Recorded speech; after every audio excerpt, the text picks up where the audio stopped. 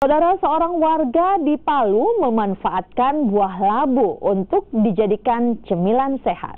Produk olahan industri rumah tangga ini menjadi cemilan khas dari kota Palu yang dijadikan sebagai oleh-oleh.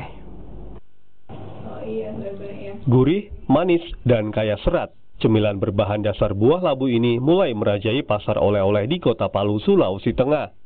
Namun cemilan ini bukanlah hasil pabrikan besar, melainkan dibuat oleh industri rumah tangga milik Fatira.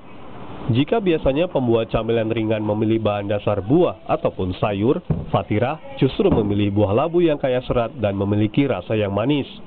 Seluruh proses pengolahan pun dilakukan di dalam rumah, mulai dari pemotongan labu segar, pembuatan adonan, proses penggorengan, hingga pemberian rasa diawasi langsung untuk memastikan kualitas yang diberikan terjaga dengan baik.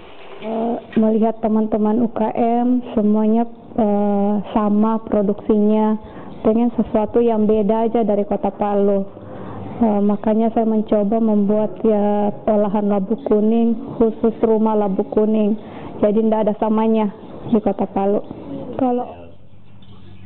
Selain bahannya yang unik, cemilan dari buah labu juga kaya akan serat, nutrisi, dan juga vitamin.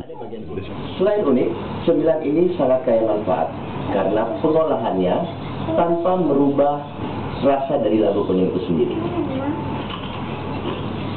Dan ini enak sekali.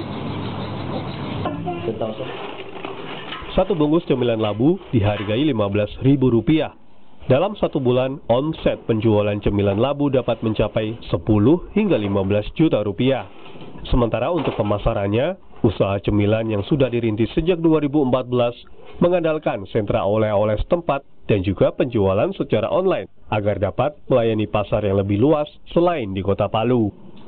Jerry Ronald, jurnalisme warga Kompas TV Palu, Sulawesi Tengah.